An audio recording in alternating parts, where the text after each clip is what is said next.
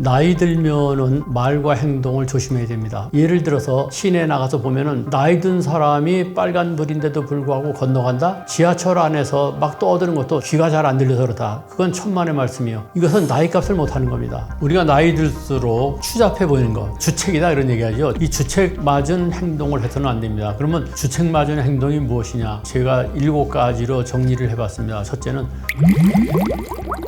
안녕하세요, 조관일입니다. 지식한상 구독자 여러분들 이렇게 뵙게 돼서 반갑습니다.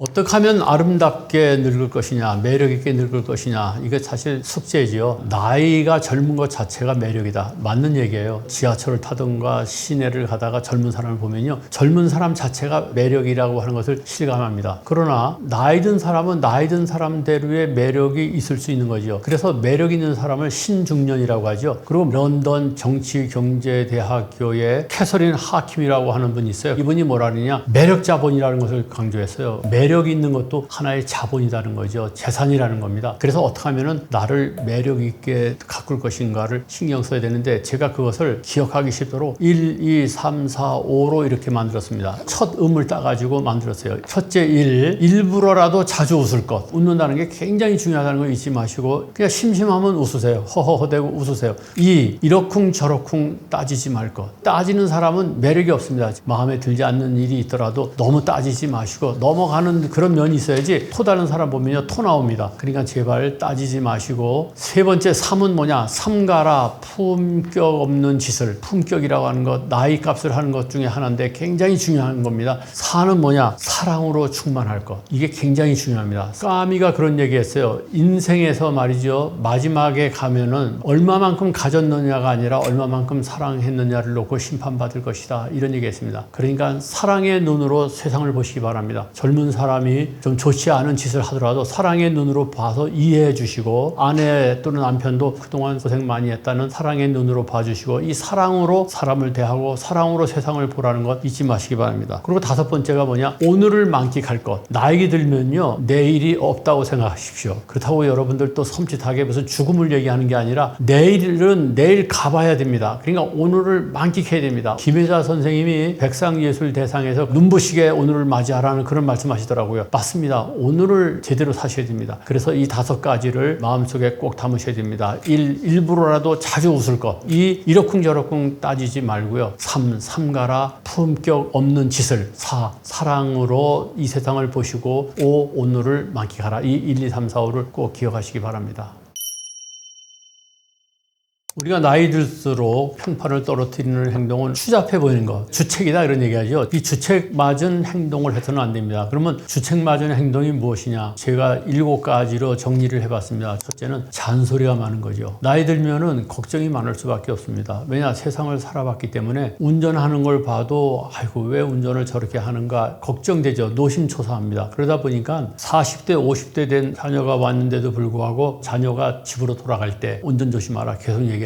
그거 다 압니다. 아는데도 왜 나이 들면 반복해서 잔소리를 해야 되느냐? 세상을 살아보니까 너무나 위험하기 때문에 그렇죠. 그럼에도 불구하고 말이 많고 잔소리가 많은 거 주책입니다. 둘째는요, 자기 자랑하는 거. 요전에 어떤 사람을 만났는데요, 왕년에 소위 말하는 고관대작을 했던 사람입니다. 제가 가만히 얘기를 들어보니까 처음부터 끝까지 자기 자랑만 하는 거예요. 나중에는 점이 가경으로 말이죠, 마치 그 부서의 일은 자기가 다 한 것처럼 하고, 나중에는 심지어 뭐라 그러냐, 자기가 레전드래요. 전설이라는 거죠. 자기 직장에 전설이란 말을 자기 입으로 하는 사람 내가 처음 봤습니다. 자기 자랑을 하면은 그게 바로 주책입니다. 자기 자랑을 하지 않아도 남들이 알아주는 내공 쌓이면은 다 알아주게 돼 있습니다. 말 한마디 다르고 다르다고요, 얘기하다 보면은 상대방이요, 이분이 어떤 사람이구나 하는 것을 다 압니다. 그거 꼭 찍어서 얘기하려고 하지 마세요. 자기 자랑하는 것은 주책바가지가 되는 2번째라는 것 잊지 마시기 바랍니다. 3번째 주책바가지가 되는 것은 뭐냐, 험담하고 비난하는 겁니다. 이제 나이 들어가면요, 험담과 비난을 줄여야 됩니다. 물론 사람이 살다 보면은 험담 안 할 수 없습니다. 또 한 가지, 남을 비난하고 씹는 것만큼 통쾌하고 재미난 것도 없습니다. 사람들하고 얘기하다 보면은 아무래도 남의 험담하게 돼 있어요. 비난하게 돼 있어요. 그러나 이것이 습관화된 사람은 곤란합니다. 지금 속으로 저한테 묻고 있죠. 당신 그러면 비난하고 험담 안 하느냐? 저도 합니다. 그럼에도 불구하고 통제해가지고 가급적 가급적이면 비난하고 험담하지 말아야죠. 앉았다 하면 남 비난하고 흉보는 것, 이것이 습관화된 사람, 주책바가지 세 번째입니다. 그 다음 주책바가지 네 번째는 뭐냐? 화 잘 내는 사람이요. 버럭버럭 화 잘 내는 사람 있죠. 무슨 얘기를 하면요, 그냥 도론도론 얘기하는 게 아니라 목소리를 높이는 건 둘째치고 말이죠, 화를 내는 사람이 있어요. 조금만 뭐 해도 짜증내고 말입니다. 이거 화를 잘 내는 거, 분노 조절이 안 되는 것은 주책바가지가 되는 네 번째라는 거 잊지 마시고요. 제발 화를 조절하세요. 집안에서 자녀들하고 얘기할 때도 조금만 섭섭한 게 있으면요, 화를 내거나 아내하고 얘기를 할 때도 말이죠, 반찬이 나쁘다고 해서 버럭 화를 내고 말이죠. 그러면 또 그 말을 들은 아내도 말이죠, 화를 내죠. 화를 내는 것, 짜증내는 것, 이것이야말로 말과 행동에서 품격을 떨어뜨리는 네 번째라는 거 잊지 마시기 바랍니다. 다섯 번째는요, 잘 따지는 거예요. 뭐 하면 말이죠, 꼰장꼰장하게 따지는 사람이 있죠. 그것은 얘기를 하면 선선히 받아들이는 것이 아니라 따집니다. 꼭 토를 달죠. 이게 주책바가지가 되는 겁니다. 그러니까 그런 사람이 되지 말라는 얘기를 여러분에게 드립니다. 여유를 가지고 넉넉하게 덕성과 그리고 너그러움과 용서하는 마음을 가지고 나이값을 함으로써 주책바가지가 되지 않으시기 바랍니다.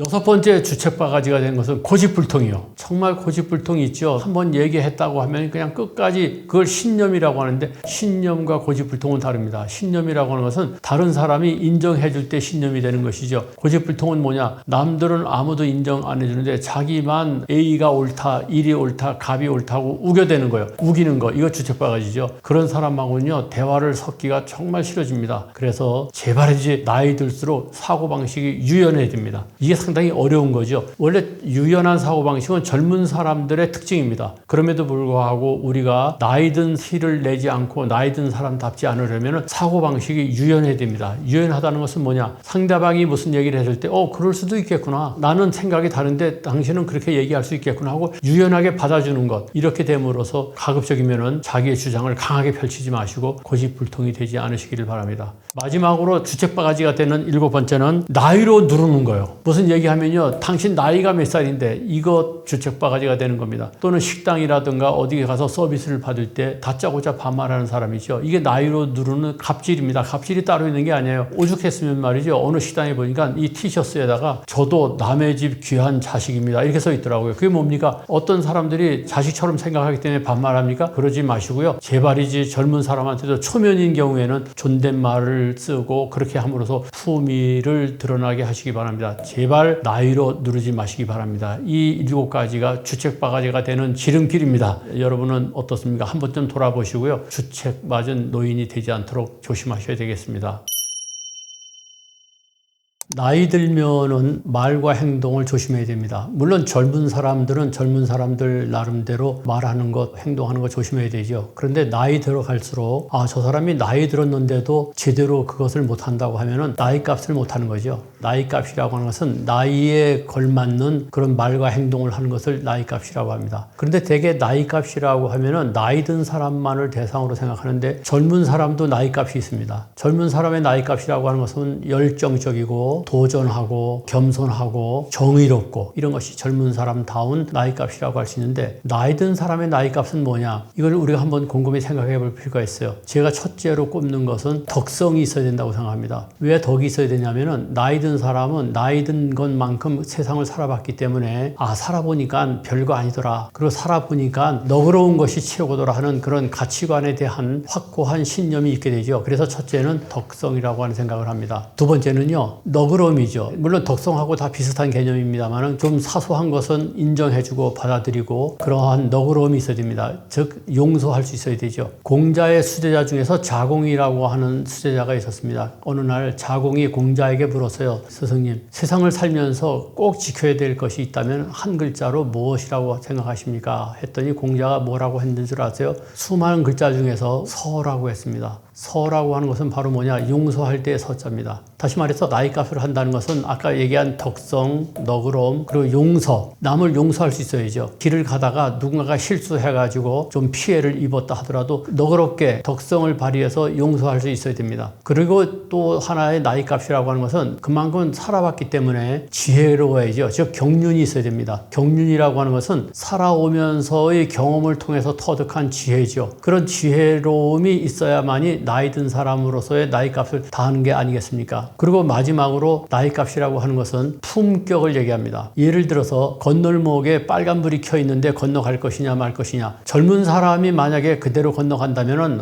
젊으니까 그냥 객기를 부려서 저렇다. 아직 철이 없어서 저렇다. 이렇게 할 수 있지만 나이 든 사람이 빨간불인데도 불구하고 건너간다? 이것은 나이 값을 못하는 겁니다. 나이가 들었다는 것은 그만큼 살아봤기 때문에 산전수전, 공중전까지 다 겪은 것 아니겠습니까? 그런 것을 생각하시면서 빨간불일 때는 느긋하게 기다리는 거. 왜냐? 나이 든 다음에 남는 것은 시간밖에 없지 않습니까? 대개 시내에 나가서 보면은 빨간불일 때도 유유히 건너가는 사람은 품격이 없는 겁니다. 지하철 안에서 막 떠드는 것도 젊은 사람이 그러면은 젊기 때문에 뭘 몰라서 저렇다, 철이 덜 들었다 할 수 있지만 나이 든 사람은 지하철에서 떠들면 안 된다는 것을 누구보다도 잘 알지 않습니까? 그러니까 떠들어서는 안 되죠. 큰 소리를 일으켜서는 안 되고 낮게 얘기해야죠. 이런 얘기하면 어떤 사람들은 그런 얘기합니다. 귀가 잘 안 들려서 그렇다. 그건 천만의 말씀이에요. 제 선배 중에 카나다에 이민 가서 살고 있는 분이 있는데 이분이 귀가 상당히 안 좋습니다. 그런데 한국에 왔는데 말을 도론도론 낮게 하는 거예요. 그래서 제가 선배님한테 물어봤어요. 귀 고치셨습니까? 했더니 웬걸 더 하다는 겁니다. 그런데 그렇게 낮은 목소리로 얘기할 때 자기 목소리가 들립니까? 하니까 자기도 모르게 큰 목소리로 말한다는 것을 알기 때문에 의도적으로 목소리를 낮춘다는 겁니다. 다시 말해서 그것이 품격인 거죠. 해서는 안 될 일을 하지 않는 것. 그게 바로 품격입니다. 결론적으로 말과 행동을 정말 나이 값에 걸맞게 해야 된다는 것. 이것을 마음속에 꼭 담아두시고 행동하실 때마다 속으로 나이 값 이렇게 외치시기 바랍니다.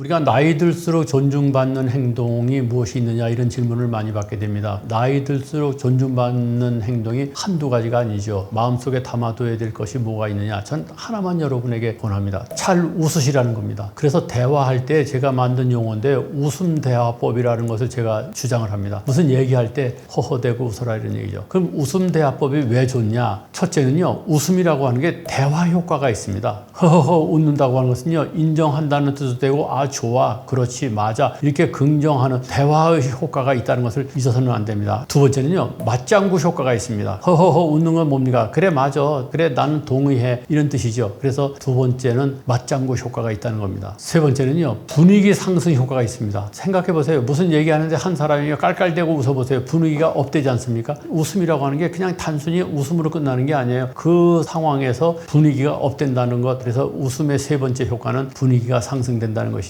그 다음에 네 번째 효과는 웃음은요 이미지 업 효과가 있습니다. 즉 호감 효과가 있습니다. 그렇지 않습니까? 웃는 얼굴에 침 못 뱉는다고 하잖아요. 웃는 얼굴은 누구든지 다 이뻐 보입니다. 웃는 얼굴은 최고의 화장이라고 하는 말도 있지 않습니까? 호감 효과가 나타나는 게 바로 웃음입니다. 그리고 마지막 효과가 뭐냐면요 회피 효과가 있습니다. 상대방이 막 누군가의 험담을 할 때 그냥 웃으면요 그 난감한 상황을 회피하는 효과가 있습니다. 이상의 5가지가 웃음의 효과라는 것을 잊지 마시고요. 웃음 대화법을 많이 활용하세요. 그래서 누가 무슨 얘기할 때 좀 난감한 상황에 있다면 그냥 허허허 웃으시고 또 누가 무슨 좋은 얘기하면요 깔깔대고 웃어주시고 그러면 건강에도 좋지 않습니까? 15초를 깔깔대고 웃으면 이틀을 더 산대요. 웃음 효과라고 하는 것을 마음속에 딱 담아두시고 어떻게 하면 나의 품격을 더 높일 것인가 궁금하실 때는 허허대고 웃으시기 바랍니다. 어떻게 하면 매력 있게 말을 잘할 것이냐 3가지만 제가 말씀드리는데 첫째는 낮춤 화법, 낮추라는 겁니다. 목소리를 낮추고 겸손하게 자세를 낮추고 낮춤 화법을 하라는 거죠. 이게 굉장히 중요합니다. 한 템포 늦게 말하고 속도도 낮추라는 거죠. 말을 너무 빨리 하지 마세요. 저도 가급적이면 말을 천천히 하려고 애를 씁니다. 천천히 말하면요 품격 있게 보이고 설득력이 높아집니다. 여러분들 세일즈맨들이 말을 할 때에 빨리빨리 하면은 왠지 속아 넘어가는 것 같은 느낌을 갖게 되죠. 그래서 말을 천천히 하는 세일즈맨을 만나면은 설득력이 높아지죠. 왠지 믿음직하지 않습니까? 그래서 천천히 말하는 것 잊지 마시고 두 번째는 긍정화법입니다. 긍정화법이 사람을 품격 있게 보이는 화법입니다. 긍정화법은 뭐냐? 무슨 얘기를 하면요. 그래 맞다. 그렇겠네. 그러게 말이야. 제발 부정화법을 하지 마세요. 그건 그게 아니고 말이야. 이런 얘기 하지 마세요. 따질 걸 가지고 따져야죠. 별것 아닌 거 가지고 말이죠. 따지지 마세요. 무조건 넘어가라는 게 아니라 사소한 것, 하찮은 것, 가치 없는 데에서는 긍정하면서 따지지 말고 넘어가자는 거죠. 그리고 세 번째는요. 유머 화법입니다. 음담패설하는 게 유머가 아니에요. 제발 하지 마시고요.